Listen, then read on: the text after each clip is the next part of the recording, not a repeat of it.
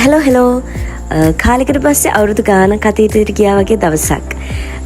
අපේ පරම්පරාව කියන අය ඉන්නේ. ඒ පරම්පරාවේ හැමෝම එක්ක ලස්සන දවසක් තමයි මේ ගත කරේ. අපේ පරම්පරාවට විශේෂ වෙච්ච නමකුත් තියෙනවා. දන්න අය ඉන්නවනම් කමෙන්ට් කරන්න බලන්න. අපි කට්ටියගෙම විශේෂ දවස් වලට පුරුද්දක් තිබ්බ කැවිලි හදන එක.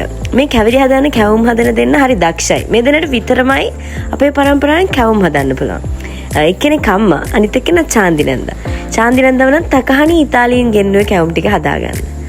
ඉස්සර නම් හැමදාම මේ වගේ දවස් ආවා. පස්සේ අපේ මුළු පරම්පරාවම දැන් ඉතාලියෙන් ඉන්නේ.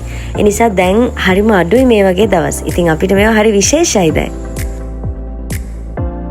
දාන එකත් අමුතු ක්‍රමයක් නේ. අහලන්න බෑ. පිටි එක මේ. ඊට පස්සේ ගින්දරත් එකම ගානට තියාගන්න. පොඩි ගානකට ගිහින්. එකටම කැවුමට දාන්න. අර ගාන තියාගන්න. ඊට පස්සේ ටිකක් ඉඳලා ඊට පස්සේ තමයි කොණ්ඩෙට දාන්නේ. හීනි රූලට. ඊට පස්සේ නවත්තලා. ඊට පස්සේ ඉතින් හැන්දෙන් වතුර ගන්න. මෙතන වතුර ගහනවා කියලා අපේ අම්මා hina වුණාට ඒක පොඩි සීක්‍රට් ටිප් එකක්ලු. කැවුම් වෙන වෙලේට තෙල් බෝතලේ තෙල් ගහනවා. තෙල් කියන නම කියන්නේ නෑලු. ඒ වෙනුවට වතුර බෝතලේ වතුර ගහනවා. එහෙමලු කියන්නේ. කැවුම් හදන්න ඉගෙන ගත්තේ කාගෙන්ද? නිකන් දැනගන්න නෑනේ. ඒකේ කවුද පුරුදු කරේ? තනියම. ඒත් ඔය දෙන්නට විතරනේ පුළුවන්. පරම්පරාවේ. මුලින් චාන්දි නැන්නද? දැන් පරම්පරා සියලුම මගුල් ගෙවල් අරන් කරනු ලැබේ. ඔව් දැන් පුළුවන් චුට්ටක් තරුටයි මටයි. මට නම් එච්චර බෑ. ඒ කාලේ නම් අද වෙනකම් අපේ පරම්පරාවටම කැවුම් නෑවා තමයි. මම ඒක නිකන් දෙයක් වගේ වෙදින්නේ කීසියා. මේකේ ඉඳලා එනවා අදලා ලදන්න වගේ. පරම්පරාවටම කැවුම් වෙනවා. සෑඩ්. කියලා බලන්න ආසයි. කැවුම් වෙන මැද්දේ කැවුම් කන්න එන ළමයි. කඩෙන් ගත්තාම ඕක කරන්න බෑනේ. උණුවෙන් හම්බෙන්නෙත් නෑ. කැවුම් රස උණුවෙන් තමයි. ඒතකොට කැමති අයට අමුවට කැමති අයට කර වෙලා කැමති විදියට ගන්න පුළුවන්.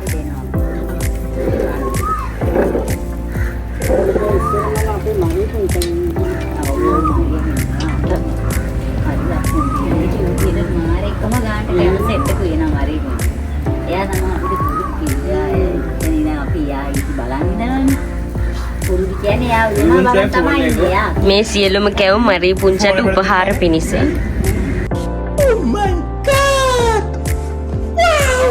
One eternity later. අත්තරදී වෙනවා කැවුම් මේ වගේ යනා බුස් ගාලා කැවුම් වෙන අවස්ථා. බෝට්ටු කැවුමකුත්. ඒක බෝට්ටුවක්.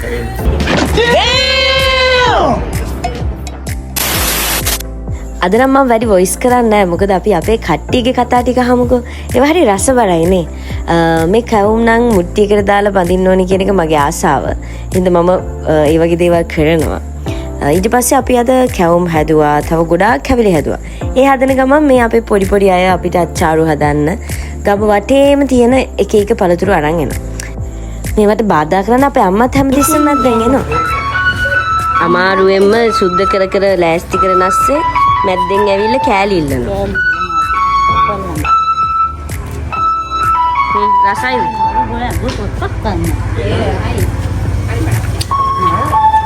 කෑලි දෙන්නේ නැහැ. කෑලි ගත්තොත් අච්චාරු නෑ ආ. තරු අපේ චණ්ඩිය.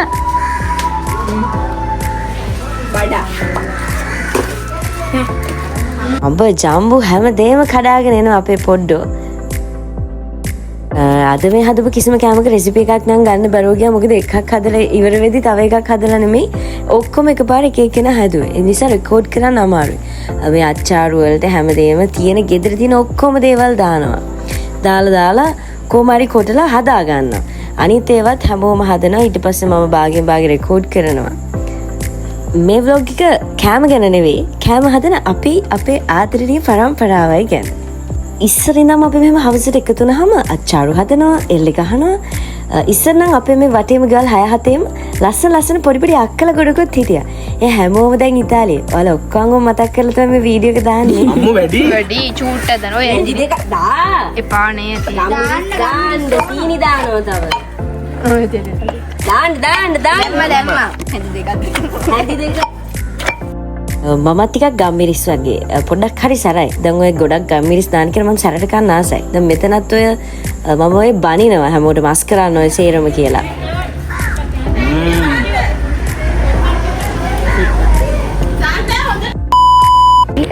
තරුෂ කලින් ආවා. ඒ උනට වීඩියෝ එක ගන්න බැරි වුණා.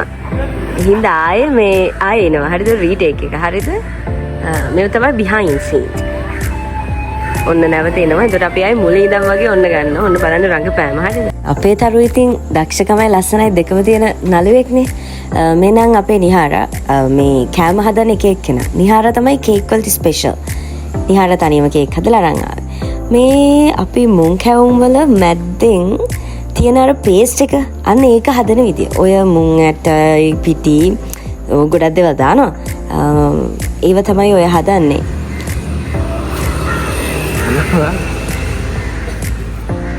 නේද? රසයිද? මෙවරහ. මුං කැවුම් වල මැද්දේ තියෙන අලුව එක. ඒකද?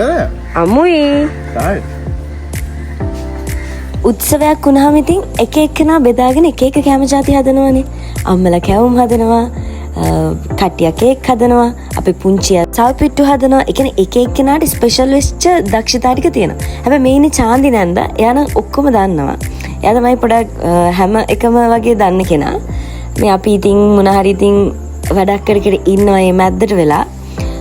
මේ කොකිස් හදද්දී ඔයාලා දන්නද ඔය කොකිස් අච්චුව හොඳට තිබ්බ නැත්තම් වෙන දේ.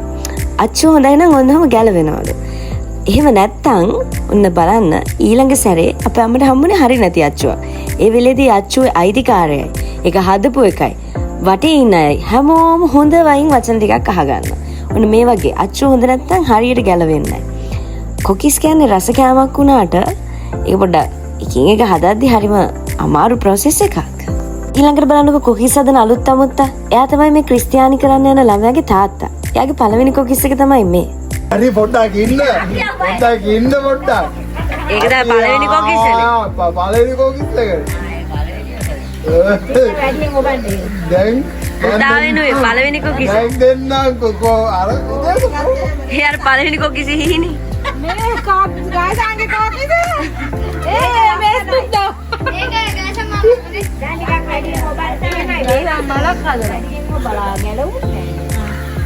ඉතින් ඔන්න ඔහොම තමයි එදා දවස් අපේ ගෙවුනේ. හරිම විනෝදයි නේද?